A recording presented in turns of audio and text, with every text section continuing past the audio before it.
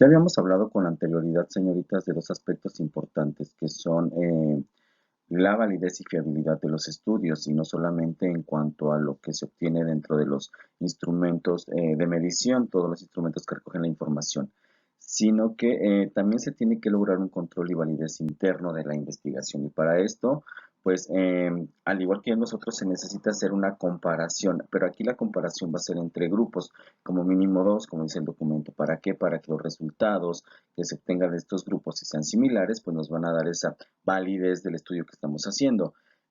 Como les comentaba, no solamente se necesitan dos grupos, realmente para obtener una mayor validez tendríamos que hacer esta comparación entre más grupos, entre más resultados se den semejantes, pues más validez va a tener nuestra investigación en cuanto a la manipulación de nuestras variables independientes.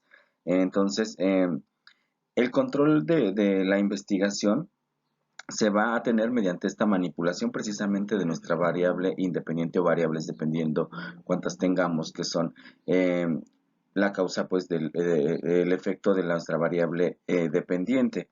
¿Sí? Entonces es así como vamos a obtener este control y validez, cuando nuestros resultados van a poderse comparar entre dos o más grupos y van a ser de alguna manera similares siempre. Recuerden que ya habíamos dicho que cuando los resultados empiezan a ser diferentes entre diferentes en cuestión de aplicarlos en diferentes grupos, valga la redundancia. Entonces no estamos teniendo una validez porque los resultados están cambiando constantemente y no nos están arrojando algo similar. Y eso lo hablábamos de los instrumentos de medición. Lo mismo ocurre en cuanto a la medición y esta aplicación en diferentes grupos. Para tener esta validez interna, pues bueno, vamos a ocupar, para poder hacer esta medición en grupos, precisamente podemos hacer la asignación de grupos mediante el azar.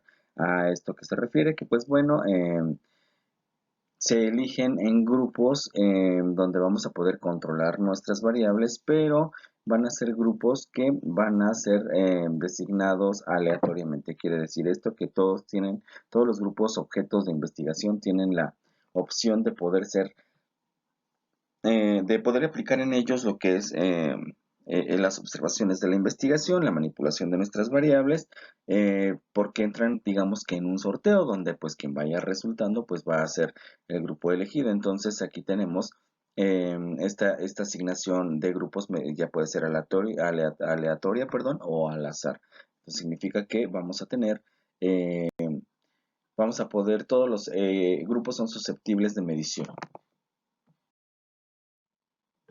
La siguiente técnica es la de apareo o emparejamiento, perdón. Esta técnica realmente lo que va a hacer es igualar los grupos en relación con la variable que se está manipulando. En este caso, pues nuestra variable tanto dependiente como independiente. Entonces, aquí se influye de alguna manera, puesto que están en función de nuestras variables. Entonces, aquí se elige de acuerdo a las variables.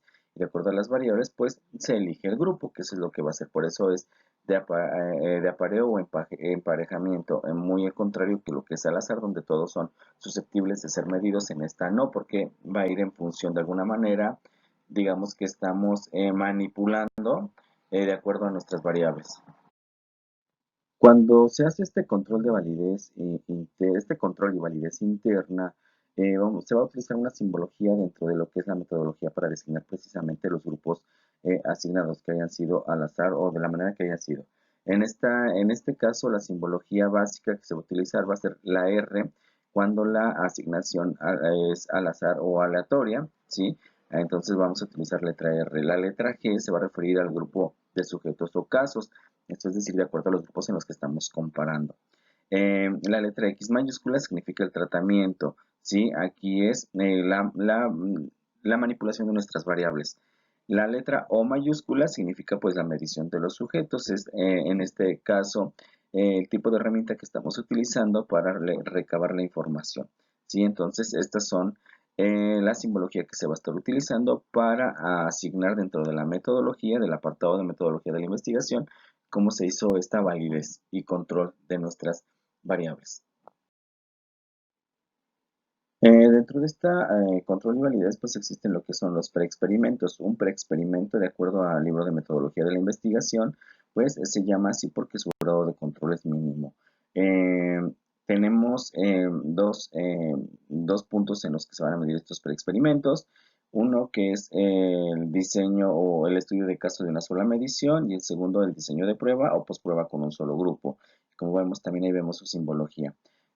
Chicas, para no hacernos pelotas con tantos de estos aspectos, aunque es importante conocerlos, también cabe recalcar que esto va a depender del tipo de y grado para el que estamos haciendo nuestra investigación. Obviamente, si estamos haciendo tal vez para un doctorado, un artículo de revista científico, además, tal vez sí se nos van a pedir todos estos requisitos que estamos viendo aquí. Cuando se trata de un trabajo académico, pero para trabajo de licenciatura, como lo que han estado haciendo ustedes, o en el caso de una tesis para obtener grado de licenciatura, pues no vamos a ver tan marcados todos estos aspectos de la metodología que sí es importante conocer, pero que realmente se nos piden otras cosas u otros puntos aún más básicos. Vamos a hablar entonces también dentro de esta parte de lo que son los experimentos puros. Vamos a denominar como tal a un experimento puro aquellos que reúnen los dos requisitos importantes de los que hablábamos, lo que son el control y la validez interna. En este caso es la manipulación, como les había comentado, de nuestra variable independiente, que es la manera en que se va a comparar esta en los grupos que vamos a medir y la equivalencia de los grupos, es decir, que los resultados sean constantes. Entonces, también cabe mencionar que dentro de estos grupos, más bien en estos experimentos puros, pueden existir una o más variables. Recuerden, esto ya lo habíamos comentado también con anterioridad. Entonces, para hacer esta medición, para llevar este control y esta validez, pues se pueden aplicar diferentes pruebas, antes de y post, después de nuestra investigación, precisamente para poder ver el control y validez. Entonces, también es importante mencionar que no todos los diseños experimentales puros utilizan una preprueba, ¿sí? O una posprueba. Entonces tenemos que checar esos dos aspectos importantes. Y bueno, pues hablábamos dentro de los experimentos puros, pues los dos aspectos importantes de utilizar una posprueba y una preprueba con posprueba, digámoslo así. En el caso de cuando se realiza una posprueba, pues aquí lo que se va a hacer es de alguna manera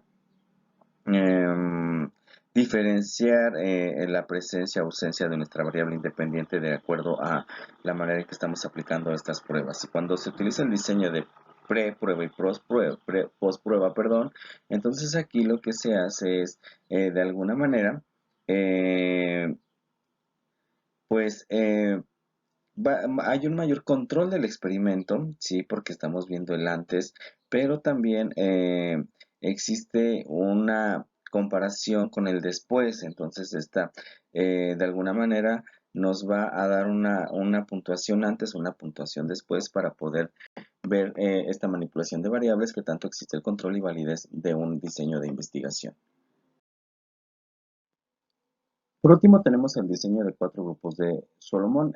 Este autor propone un diseño que es una mezcla entre los dos anteriores. Y lo que va a pasar con este es que, bueno, este tipo de diseño para poder comprobar el control y validez de nuestra investigación, pues nos va a ofrecer una gran posibilidad porque vamos a poder verificar los efectos de la preprueba sobre la posprueba. ¿Sí? Entonces, esto de alguna manera pues va a hacer que haya una pues mayor confiabilidad acerca de lo que se está investigando. Entonces, por eso es aún así un poco mejor, digámoslo así, no quiere decir que los otros no. Bien, los diseños factoriales por último, pues lo que van a hacer es de alguna manera, pues analizar cómo se manipulan dos o más variables independientes e incluyen dos o más niveles o modalidades de presencia en cada una de estas variables independientes.